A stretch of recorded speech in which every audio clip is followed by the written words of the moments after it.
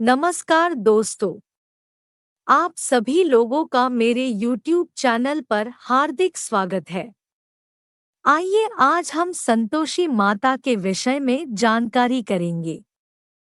संतोषी माता के 16 शुक्रवार करने से विशेष फल प्राप्त होते हैं। इसके साथ ही व्रत के समापन में सुहागन महिलाओं को घर में बुलाकर भोजन और प्रसाद खिलाया जाता है। इसके साथ ही अपनी इच्छानुसार उपहार देने चाहिए। माँ संतोषी को माँ दुर्गा के सबसे शांत, कोमल रूपों में से एक माना जाता है। संतोषी माता कमल के फूल में विराजमान है। हिंदू धर्म में सुख, शांति और वैभव का प्रतीक माना जाता है। शुक्रवार का व्रत शुक्ल पक्ष के प्रथम शुक्रवार से शुरू किया जाता है। लेकिन ध्यान रखें, पितर पक्ष में किसी भी व्रत की शुरुआत नहीं करनी चाहिए। यदि आप पहले से व्रत कर रहे हैं, तभी पितर पक्ष में व्रत रखें। माँ संतोषी के पिता भगवान गणेश और माता रिद्धि सिद्धि हैं। धन धान्य और रत्नों से भरा परिवार होने के कारण इन्हें देवी संतोषी कहा जाता है। शास्त्रों के अनुसार शुक्रवार का दिन माता संतोषी को समर्पित होता है। इस दिन मां संतोषी की पूजा करना बहुत ही शुभ माना जाता है। इस दिन मां का व्रत रखने से आपकी हर इच्छा पूरी हो जाती है। जानिए पूजा विधि, व्रत और कथा। सूर्योदय से पहले उठकर घर के सभी कामों से निवृत्त होकर स्नान कर लें। इसके बाद किसी पवित्र जगह या फिर मंदिर पर माता संतोषी की प्रतिमा स्थापित करें। इसके साथ ही मां के पास एक कलश जल भर कर रखें। कलश के ऊपर एक कटोरा भरकर गुड़ व चना रखें। आप चाहे तो कलश के ऊपर कलावा लपेटकर नारियल रख सकते हैं। अब मां के समक्ष घी का दीपक जलाएं। माता को अक्षत, फूल, सुगंधित गंध, नारियल, लाल वस्त्र या चुनरी अर्पित करें। इसके साथ ही भोग के रूप में गुड़ व चने खिलाएं। इसके बाद थोड़ा सा जल अर्पण करें। इसके साथ ही कथा का आरंभ करें। कथा सुनने और सुनाने वाले अपने हाथ में गुड़ और चना लें। कथा समाप्ति के बाद मां के जयकारे लगाते हुए आरती करें। कथा व आरती के बाद हाथ का गुड़ व चना गाय को खिला दे। वहीं कलश पर रखा हुआ गुड़ चना सभी को प्रसाद के रूप में बांट दे। इसके साथ ही कलश का पानी तुलसी माता या किसी अन्य पौधे पर चढ़ा दे। उस दिन ये बरतें सावधानियां। इस दिन व्रत करने वाले जातकों को खट्टी चीज नहीं स्पर्श करनी चाहिए और न ही खानी चाहिए। हर शुक्रवार को व्रत की कथा सुनने के बाद स्वयं गुड़ और चने का प्रसाद खाना चाहिए। व्रत रखने वाले के परिवार के लोग भी उस दिन खट्टी चीज न खाएं। विधि विधान से व्रत करना काफी नहीं है। व्रत पूरा होने पर उसका सही तरीके से उद्यापन करना भी जरूरी है, वरना व्रत का पूरा फल नहीं मिलता है। व्रत करने वाले व्यक्ति को पूजा के बाद गुड़ और चने का बना प्रसाद जरूर खाना चाहिए। विधि विधान से व्रत के नियमों का पालन करने से सभी मनोकामनाएं पूरी होती है। परीक्षा में सफलता, न्यायालय में विजय, व्यवसाय में लाभ और घर में सुख समृद्धि का पुण्यफल प्राप्त होता है। अविवाहित लड़कियों को एक अच्छा वर शीघ्र ही मिल जाता है। आइए संतोषी माता की व्रत कथा सुनते हैं। एक बूढ़ी औरत थी जिसके 7 बेटे थे। इनमें से 6 बेटे बहुत मेहनती थे और एक बेटा जो सभी भाइयों में सबसे छोटा था, वह आलसी था और कुछ भी नहीं कमाता था। जब वो बूढ़ी औरत खाना बनाती, तो अपने 6 बेटों को अच्छे से खाना खिलाती और निकम्मे बेटे को सभी भाइयों की जूठन वाला खाना परोस देती थी। सबसे छोटा बेटा बहुत भोला था और इस बात से अनजान भी था। एक दिन सबसे छोटे बेटे ने अपनी पत्नी से कहा कि देखो मेरी माँ मुझे कितना प्यार करती है। इस पर उसकी पत्नी व्यंग करते हुए बोली कि हाँ क्यों नहीं, रोज सभी की जूठन जो परोस कर दे देती है। इस बात को सुनकर उस बेटे ने कहा कि ऐसा कैसे हो सकता है, जब तक मैं स्वयं अपनी आंखों से नहीं देख लूंगा तुम्हारी इस बात पर विश्वास नहीं करूंगा। तब पत्नी ने कहा कि स्वयं देखने के बाद तो विश्वास करेंगे। कुछ दिनों बाद एक त्योहार आया और घर में विभिन्न प्रकार के व्यंजन और लड्डू आदि बनाए गए। अपनी पत्नी द्वारा कही गई बात की सच्चाई को परखने के लिए सबसे छोटा बेटा तबीयत खराब होने का बहाना करके रसोई में गया और वहीं जमीन पर लेट गया और मुंह पर एक पतला कपड़ा ढक लिया ताकि वह सब देख सकें। सभी भाई रसोई में भोजन ग्रहण करने आए।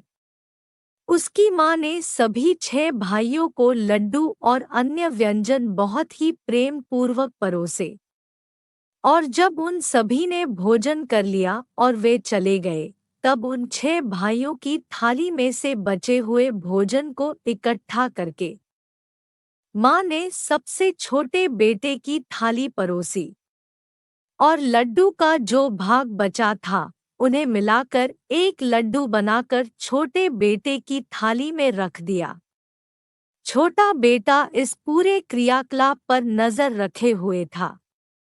इसके बाद उसकी माँ ने उसे आवाज लगाई कि बेटे उठ जाओ, तुम्हारे सारे भाई भोजन करके चले गए हैं, तुम कब भोजन करोगे? उठो और भोजन ग्रहण कर लो। तब वह उठा और बोला कि माँ तुम मुझे सबकी जूठन परोसती हो, मुझे इस प्रकार का भोजन नहीं करना है, मैं घर छोड़कर जा रहा हूँ। तब उसकी माँ ने भी कह दिया कि ठीक है, यदि जाते हो तो जाओ और अगर कल जाते हो तो आज ही चले जाओ। माँ के मुंह से इस प्रकार के कटु वचन सुनकर बेटा बोला कि हाँ, मैं आज ही जा रहा हूँ और अब कुछ बनकर ही घर लौटूंगा। यह कहकर वो घर से जाने ही वाला था कि तभी उसे अपनी पत्नी का स्मरण हुआ। उसकी पत्नी गायों के तबेले में गोबर के कंडे बना रही थी। वह तबेले में गया और अपनी पत्नी से बोला कि मैं कुछ समय के लिए दूसरे देश जा रहा हूँ, तुम यहीं रहो और अपने कर्तव्यों का पालन करो। मैं कुछ समय बाद धन कमाकर वापस लौट आऊंगा। तब उसकी पत्नी ने कहा कि आप बेफिक्र होकर जाइए और अपने काम में अपना ध्यान लगाइए। जब तक आप वापस नहीं आ जाते मैं आपका यहीं रहकर इंतजार करूंगी, परंतु अपनी कोई निशानी मुझे दे जाइए। तब उसने कहा कि मेरे पास तो कुछ भी नहीं है सिवाय इस अंगूठी के, तुम इसे मेरी निशानी के रूप में रख लो और अपनी भी कोई निशानी मुझे दो। तब उसकी पत्नी ने कहा कि मेरे पास तो कुछ भी नहीं है। तब उसके हाथ गोबर से भरे हुए थे, तो उसने उसके पति की कमीज पर पीठ पर अपने गोबर से भरे हाथों की छाप छोड़ दी और कहा कि यही मैं निशानी के तौर पर आपको देती हूँ। इसके बाद उसका पति दूसरे देश धन कमाने के उद्देश्य से चला गया। चलते चलते वह बहुत दूर तक आ गया। तब उसे एक बहुत बड़े व्यापारी की दुकान दिखाई दी। वह उस दुकान पर गया और बोला कि सेठ जी, मुझे आप अपने यहाँ काम पर रख लीजिए। उस समय सेठ को भी एक आदमी की आवश्यकता थी। सेठ ने उसे काम पर रख लिया। वह वहां नौकरी करने लगा और कुछ ही दिनों में उसने खरीदी बिक्री, हिसाब किताब और अन्य सभी काम भी बहुत ही अच्छे से संभाल लिए। उस सेठ के यहाँ और भी नौकर थे, वे सभी और स्वयं सेठ भी यह सब देखकर बहुत हैरान थे कि यह व्यक्ति कितना बुद्धिमान और होशियार है।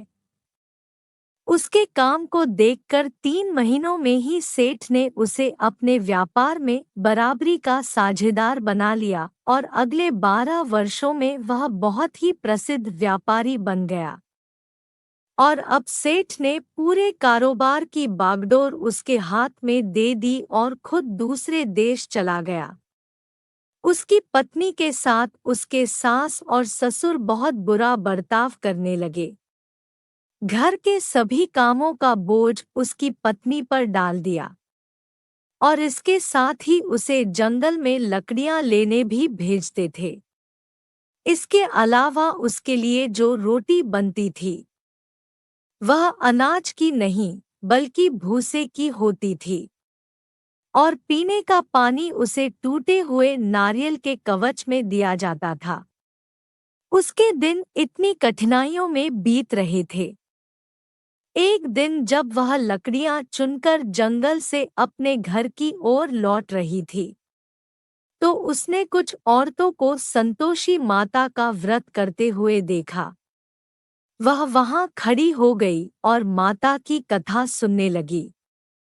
इसके बाद उसने वहां उपस्थित औरतों से पूछा कि बहनों, आप यह किस भगवान का व्रत कर रही हैं और इससे आपको क्या फल प्राप्त होगा? इसे करने के नियम क्या है? अगर आप मुझे इस बारे में बताएंगी तो आपकी बड़ी कृपा होगी और मैं भी इस व्रत को करूंगी। तब उनमें से एक औरत बोली कि हम सभी यहाँ माँ संतोषी का व्रत और पूजा कर रहे हैं। इस व्रत को करने से सारी विपत्तियां और संकट टल जाते हैं, धन की प्राप्ति होती है और सारी परेशानियां दूर होती है। स्त्रियों ने बताया, शुक्रवार को स्नान करते हुए एक लोटे में शुद्ध जल ले गुड़चने का प्रसाद लेना तथा सच्चे मन से माँ का पूजन करना चाहिए। खटाई भूल कर भी मत खाना और न ही किसी को देना। एक वक्त भोजन करना। व्रत विधान सुनकर अब वह प्रति शुक्रवार को संयम से व्रत करने लगी। माता की कृपा से कुछ दिनों के बाद पति का पत्र आया। कुछ दिनों बाद पैसा भी आ गया। उसने प्रसन्न मन से फिर माता का व्रत रखा और मंदिर में जाकर अन्य स्त्रियों से कहा, संतोषी माँ की कृपा से हमें हमारे पति का पत्र तथा रुपया आया है। अन्य सभी स्त्रियां भी श्रद्धा से व्रत करने लगी। बहू ने कहा, है माँ, जब मेरा पति घर आ जाएगा तो मैं तुम्हारे व्रत का उद्यापन करूंगी। अब एक रात संतोषी माँ ने उसके पति को स्वप्न दिया और कहा कि तुम अपने घर क्यों नहीं जाते?